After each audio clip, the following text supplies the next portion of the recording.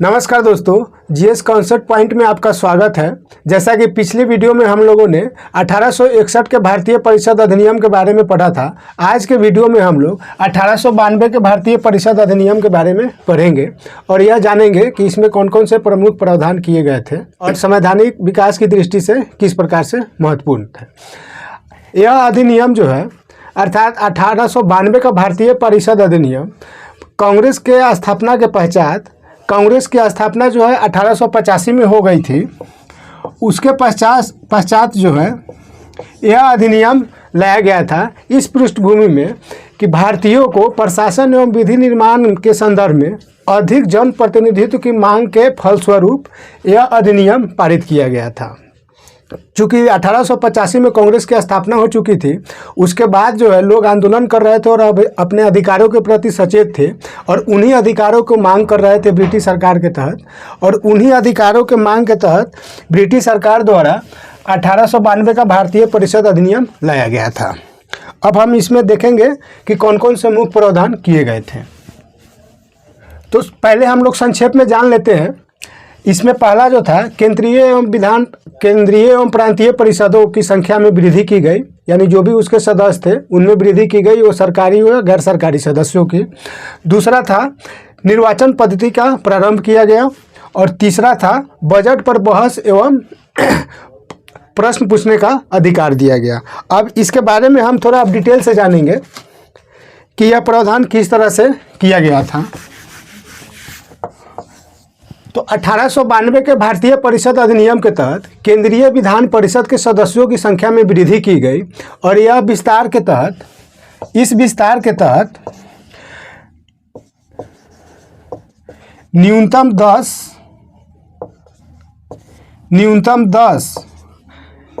एवं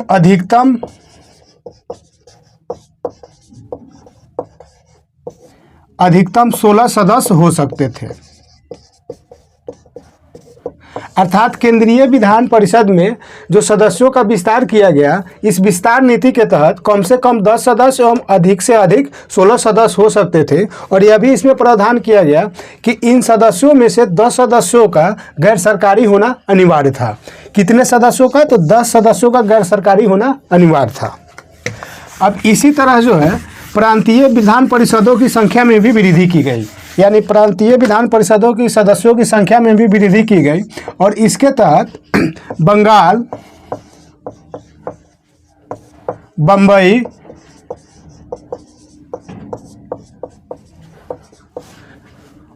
एवं मद्रास के प्रांतीय परिषदों में न्यूनतम 8 सदस्य एवं अधिकतम 20।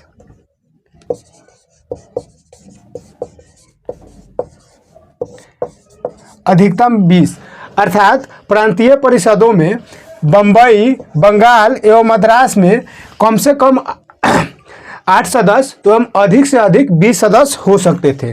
किंतु उत्तर पश्चिम प्रांत में जो है उत्तर पश्चिमी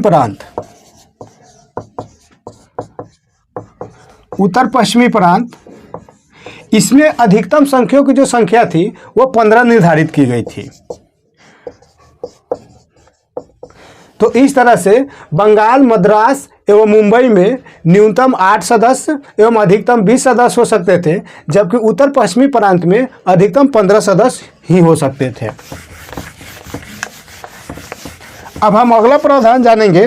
जैसा कि हम लोगों ने निर्वाचन पद्धति के बारे में जाना था, तो अगला प्रावधान ये है कि इसके तहत निर्वाचन पद्धति की व्यवस्था प्रारंभ की गई। अर्थात इस अधिनियम की सबसे प्रमुख विशेषता यह थी कि निर्वाचन प्रणाली की प्रारंभ की गई और इसके तहत केंद्रीय विधान परिषद में अधिकारियों के अतिरिक्त 5 गैर सरकारी सदस्य होते थे, जिन्हें 4 प्रांतीय परिषदों के गैर सरकारी सदस्यों द्वारा एवं व्यापार मंडल, जिसे हम लोग चैम्बर्स ऑफ कॉमर्स भी बोलते हैं,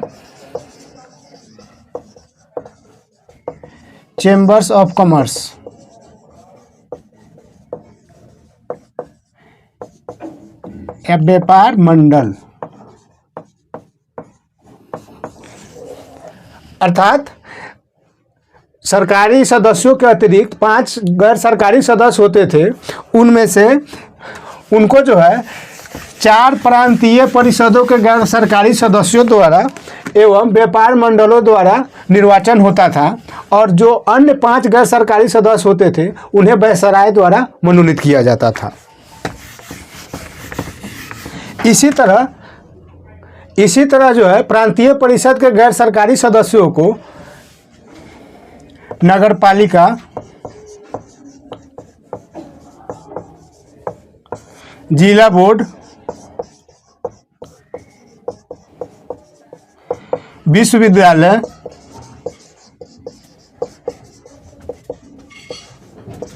एवं चैम्बर्स ऑफ कॉमर्स या वाणिज्य मंडल, वाणिज्य या व्यापार मंडल,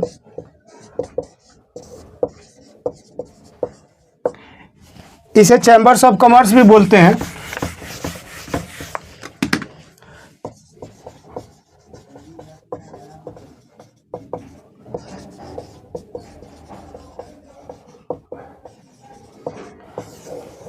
तो प्रांतीय परिषद के जो गैर सरकारी सदस्य होते थे उन्हें जो है नगर पालिका, जिला बोर्ड, विश्वविद्यालय एवं चैम्बर्स ऑफ कॉमर्स द्वारा निर्वाचित अप्रत्यक्ष रूप से किया जाता था, और इन्हें मनोनीत सदस्य कहा जाता था, न कि निर्वाचित। ऐसा इसलिए क्योंकि इस अधिनियम में निर्वाचन शब्द का प्रयोग नहीं किया गया था। फिर भी यह सवाल पूछा जाता है कि किस अधिनियम द्वारा भारत में जो है निर्वाचन पद्धति की प्रारंभ की गई थी। तो हम यह जानेंगे 1892 के भारतीय परिषद अधिनियम द्वारा निर्वाचन पद्धति की प्रारंभ की गई थी, और यह निर्वाचन जो है अप्रत्यक्ष तरीके से होता था, अर्थात इनडायरेक्ट वे में होता था।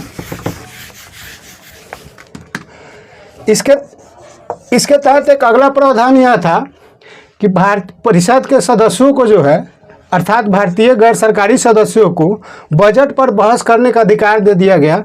अर्थात वह बजट पर बहस कर सकते थे, उसके व्यय पर चर्चा कर सकते थे, लेकिन वह इस संदर्भ में कोई भी ऐसा प्रस्ताव नहीं ला सकते थे और न ही उस मुद्दे पर मताधिकार का प्रयोग कर सकते थे। अर्थात मत विभाजन के आधार पर वह कोई भी प्रस्ताव नहीं ला सकते थे, क्योंकि उन्हें मत देने का अधिकार प्राप्त नहीं था।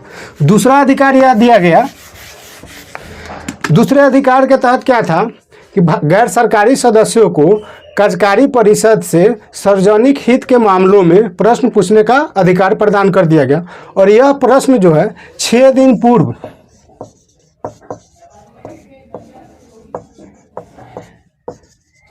पूर्व की सूचना देकर कार्यकारी परिषद से पूछा जाता था। अब हम यह जानेंगे कि परीक्षा के दृष्टिकोण से कौन कौन से पॉइंट है इस अधिनियम में जो पूछे जाते हैं और महत्वपूर्ण है। तो पहला हम यह जानेंगे कि भारत के किस अधिनियम द्वारा, अर्थात किस अधिनियम या परिषद अधिनियम द्वारा भारत में निर्वाचन पद्धति की प्रारंभ की गई थी। तो 1892 के भारतीय परिषद अधिनियम द्वारा। दूसरा यह पूछा जाता है कि भारत में भारतीय गैर सरकारी सदस्यों को किस अधिनियम के तहत बजट पर बहस करने एवं प्रश्न पूछने का अधिकार दिया गया। तो वो 1892 का भारतीय परिषद अधिनियम ही था।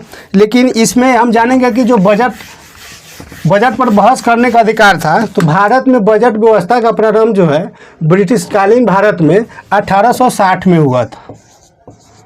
1860 में जो है बजट व्यवस्था का प्रारंभ किया गया था। तो इस तरह से हम इस अधिनियम के बारे में जो भी प्रमुख प्रावधान थे उसके बारे में जाना, और परीक्षा के दृष्टिकोण से जो भी महत्वपूर्ण बिंदु थे उसके बारे में जाना।